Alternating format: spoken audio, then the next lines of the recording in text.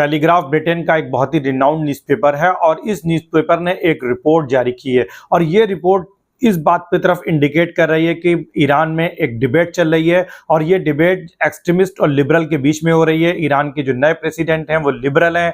मसूद पेजिशकियान, और वो आईआरजीसी पर ये प्रेशर कर रहे हैं कि ईरान जो है कोई भी रिवेंज जो कि इस्माइल हानिया का असैसिनेशन से जुड़ा हुआ है, जिसमें इजराइल के मोसाद का नाम आ रहा है, उस पूरे अटैक में किसी भी तरीके से आईआरजीसी को इजराइल के जो सिटीज़ हैं, खास करके तेल अवीव और जो बड़े उनके मेजर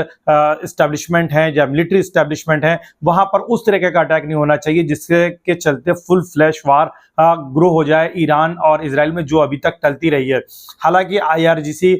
एक इंडिपेंडेंट बॉडी है, सीधे रिपोर्ट करती है आयतुल्लाह खुमैनी को, और ये दबाव बना रही है कि नहीं, हम जिस तरीके से इस्माइल हानिया का ईरान के अंदर अटैक करके उनका असैसिनेशन किया गया उसका रिवेंज जरूर लिया जाना चाहिए। और आयतुल्लाह खुमैनी साहब ने ये बात कही भी थी कि इसका बदला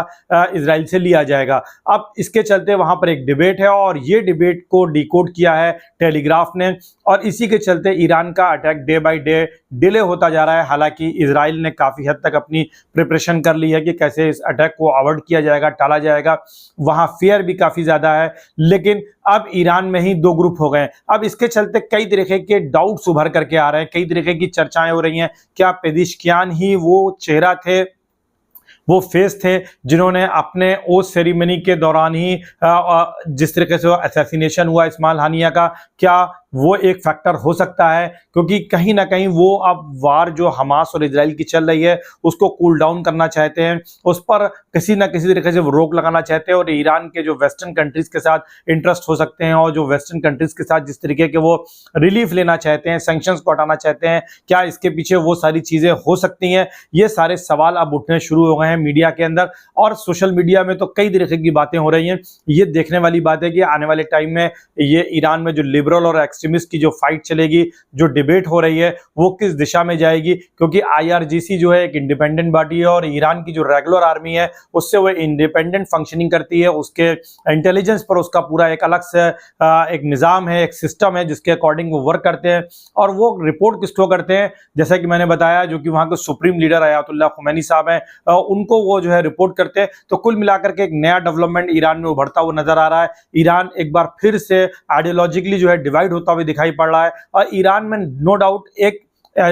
ऐसा वर्ग है, एक ऐसा क्लास है जो लिबरल अप्रोच रखता है, जो डेमोक्रेटिक अप्रोच रखता है, जो वेस्टर्न वैल्यूज से इंस्पायर्ड है। और चूंकि पहले भी 1979 से पहले वहां पर रजा शाह पहलवी की जब हुकूमत थी तो ईरान एक बहुत ही मॉडर्न वेस्टर्नाइज कंट्री के तौर पर था। एक वेस्टर्न वैल्यूज वहां पर बहुत ज्यादा प्रिवेल करती थी, इस तरीके का इस्लामिक निज़ाम वहां पर नहीं था। और जब वहां पर एक इस्लामिक निज़ाम आया रिवॉल्यूशन के बाद, इस्लामिक क्रांति के बाद, तो लोगों ने उसको बहुत सपोर्ट किया। लेकिन इसके बावजूद एक क्लास था जो इस तरीके के इस्लामिक रिवॉल्यूशन का विरोध कर रहा था। और फिर अभी आप देखें जिस तरीके से वहां अभी पिछले 2-3 सालों में हिजाब का मूवमेंट रहा है, और जिस तरीके से वहां के जो क्लैरिक्स हैं, जो मौलाना हैं, उलेमा हैं, उनके साथ जिस तरीके से महिलाओं ने सड़क चलते मिसबिहेव किए हैं, उस तरीके के वीडियो भी वायरल्स हुए हैं। तो ये इस बात की तरफ इंडिकेट करता है कि कहीं ना कहीं वहाँ लिबरल जो है वो साउंड होते जा रहे हैं। और एक रिपोर्ट भी आई थी ईरान के मुतालिक कि ईरान में 50,000 से ज्यादा मस्जिदें बंद हो गई हैं, वहाँ कोई नमाज पढ़ने वाला नहीं है। 75,000 वहाँ टोटल मस्जिदें हैं। अगर 50,000 मस्जिदें बंद हो गई हैं तो आप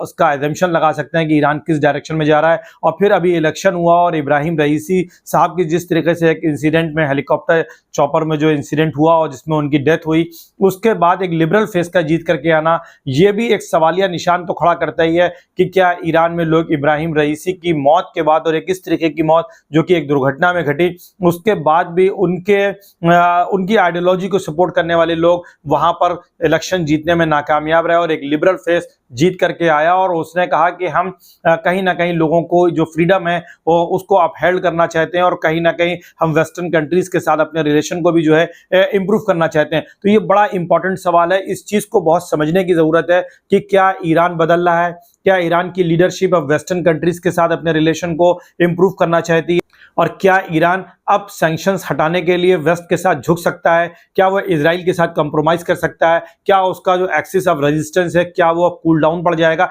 ये वो सारे सवाल उठ रहे हैं। पेजिशकियान के आने के बाद, क्योंकि पेजिशकियान जिस तरीके से आईआरजीसी के ऊपर दबाव बना रहे हैं, हालांकि आईआरजीसी सुप्रीम बॉडी जो वहां की है उसके अधीन काम करती है, उसके अंडर कंट्रोल काम करती है, जो कि अयातुल्लाह खुमैनी साहब है, और ईरान की आर्मी एक अलग यूनिट है और वो प्रेसिडेंट के अंडर में रहती है। लेकिन कुल मिलाकर के जिस तरीके का वहां पर इन्फ्लुएंस जो है, अगर आप देखें खुमैनी साहब का रहता है, सुप्रीम लीडर का रहता है, वो कहीं ना कहीं स्कैटर होता हुआ दिखाई पड़ रहा है, वो ग्रिप कहीं ना कहीं कमजोर होती हुई दिखाई पड़ रही है, क्योंकि पेजिशकियान अगर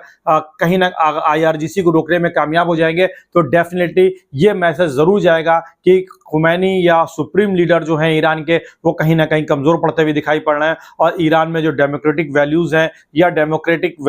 जो फेस है वो स्ट्रांग होता जा रहा है और पब्लिक का उसको सपोर्ट मिल रहा है। कैसा लगा हमारा ये एनालिसिस, आप जरूर बताएं। Thank you so much. जो भी इसमें लेटेस्ट डेवलपमेंट होगा हम आपके साथ जरूर उसको अपडेट करेंगे और अपने व्यूज आपके साथ अपने व्लॉग पर लेकर के जरूर आएंगे, वीडियो व्लॉग पर जरूर लेकर के आएंगे। Thank you so much.